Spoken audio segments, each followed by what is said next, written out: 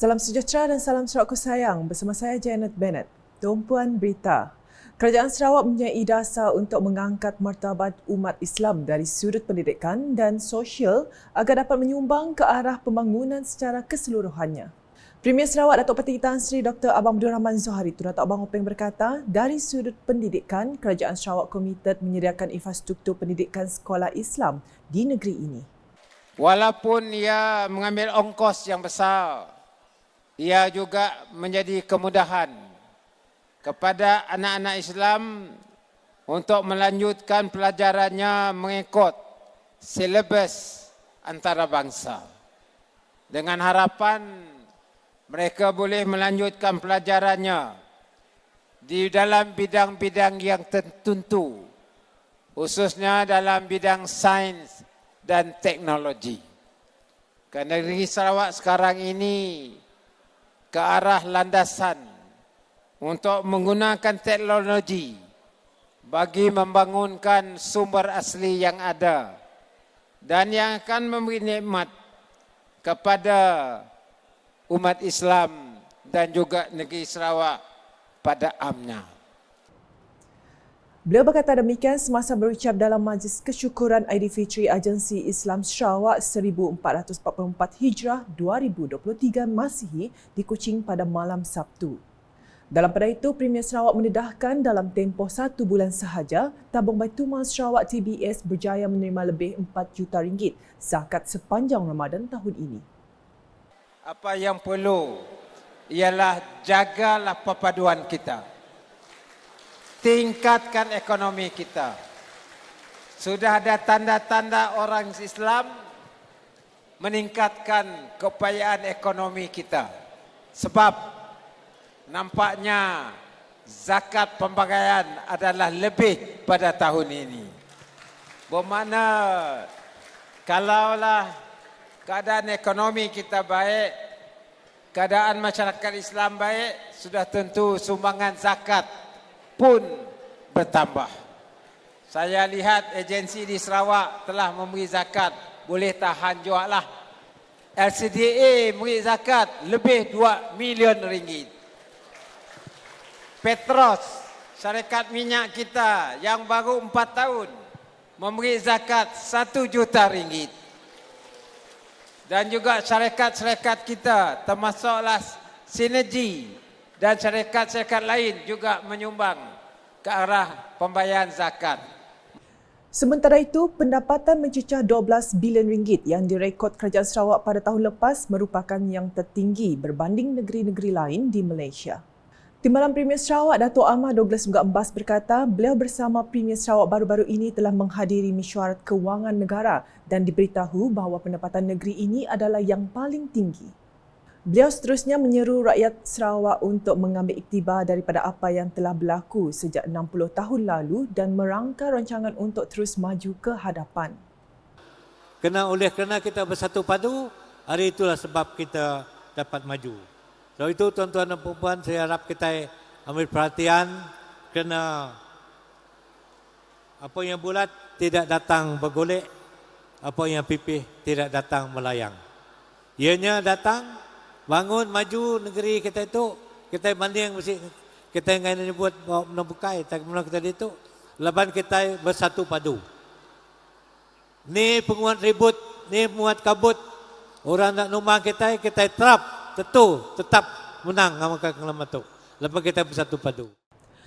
Beliau berkata demikian ketika berucap pada Majlis Mantar Gawai 2023 di Betong pada malam Sabtu. Dalam pada itu, Ahli Dewan Undang Negeri Adun Bukit Saban itu menegaskan kerjasama dengan penduduk rumah panjang di kawasannya amat diperlukan bagi menjadikan daerah Sepau sebagai destinasi yang menghasilkan bahan jahitan, sulaman dan pameran lain. Malah jelasnya penduduk setempat kini giat menjalankan aktiviti menternak ayam kecokan. Bisik 7,000 ekor sudah ada berik. Jadi harinya 5,000 ekor sudah berjaya dijual. Jadi ini mempunyai potensi yang tinggi. Sekarang baru kira berapa orang? Ramai juga lebih, saya fikir lebih 50 orang. Jadi kami merancang nak mengelakkan kurang-kurangnya 1,000 keluarga mengambil bagian dalam ternakan ayam ini. Begitu juga tanaman-tanaman yang lain. Kita itu mayah kebun lada, mayah kebun sawit.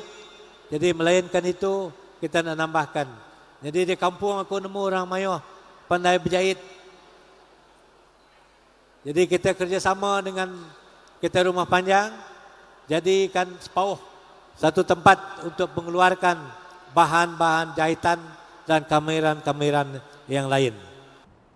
Laporan seterusnya, sektor pembuatan dijangka akan terus berkembang dan memberi sumbangan yang signifikan kepada pembangunan sosioekonomi negeri ini pada masa depan. Timbalan Premier Sarawak Dato' Amar Wang Tengah Ali Hassan berkata, Sarawak bersedia untuk menyambut pelabur-pelabur baharu serta mengalung-alungkan pelaburan dalam sektor pembuatan dan sektor lain di negeri ini. Menurutnya, negeri ini berada pada kedudukan yang baik untuk menarik pelabur dan kekal sebagai destinasi pelaburan yang popular untuk sektor pembuatan di Malaysia. There are many more potential investors who have expressed the interest to invest in Sarawak and are actively engaging with our ministry on their proposed investment, including in green projects such as steel industry. Beliau berkata demikian semasa berucap mewakili Premier Sarawak dalam majlis makan malam gala ulang tahun ke-60 Persatuan Pengilang Sarawak SMA di Kuching pada Sabtu. Dalam pada itu, Dato' Amar Wang Tengah juga menegaskan bahawa pelaburan di Sarawak memberikan keuntungan yang berlipat ganda terutama dalam aspek potensi pasaran yang luas dan juga tenaga kerja yang terlatih. Beliau percaya bahawa industri di Sarawak masih mempunyai potensi untuk berkembang pesat dengan pelbagai inisiatif kerajaan yang telah dilaksanakan dan peluang yang dicipta. Oleh itu, Dato' Amar Wang Tengah menggesa SMA untuk memainkan peranan yang lebih aktif dalam meningkatkan produktiviti dan kecekapan ahli industri di Sarawak serta sektor pembuatan di Sarawak. Beralih ke perkembangan di Miri, dengan pemain industri dan kerajaan perlu bekerja sebagai satu pasukan dalam memacu kemajuan di Sarawak. Menteri Pengangkutan Sarawak Datuk Seri Lee Kim Shin berkata Sarawak Share Berhad SSB umpamanya sentiasa bekerjasama rapat dengan kerajaan Sarawak dalam industri minyak dan gas di negeri ini. Share has always been working very closely with the Sarawak government. We are very happy and that's why we like Share to stay and be our partner in the development of our oil and gas industry here in Sarawak. Beliau berkata sedemikian semasa Majlis Rumah Terbuka Aidilfitri anjuran SSB pada Jumaat. Majlis itu bertujuan mengeratkan silaturahim di kalangan kaki tangan SSB sekaligus memupuk semangat perpaduan antara kaum serta mengeratkan hubungan sesama masyarakat. Manakala persaraan mantan Ketua Pendaftar Mahkamah Bumiputera Sarawak Datuk Michael Dawi Ali diraikan dalam satu majlis sebagai penghargaan ke atas jasa dan bakti beliau kepada negeri ini. Menurut Menteri di Jabatan Premier Sarawak Datuk John Sikitayai, Datuk Michael banyak membantu dari segi pengurusan dan pentadbiran kerajaan. Ini adalah untuk menyambut seorang pegawai yang gigih, yang dedikasi seperti yang berbahagia Datuk Bikadawi dalam mencurah bakti khasnya kepada kerajaan Sarawak. Beliau telah berkhidmat lebih kurang 44 tahun dengan kerajaan Sarawak. Dan 44 tahun ini adalah bukan satu masa yang singkat, satu masa yang panjang. Dan seperti yang telah diceritakan, yang telah diberitahu, banyak membantu, terutamanya bagi pengurusan pentadbiran negeri Sarawak. Beliau berkata demikian semasa menyempurnakan Majlis Sekalung Budi bersama Datuk Michael Dawi Ali di Kuching pada Sabtu.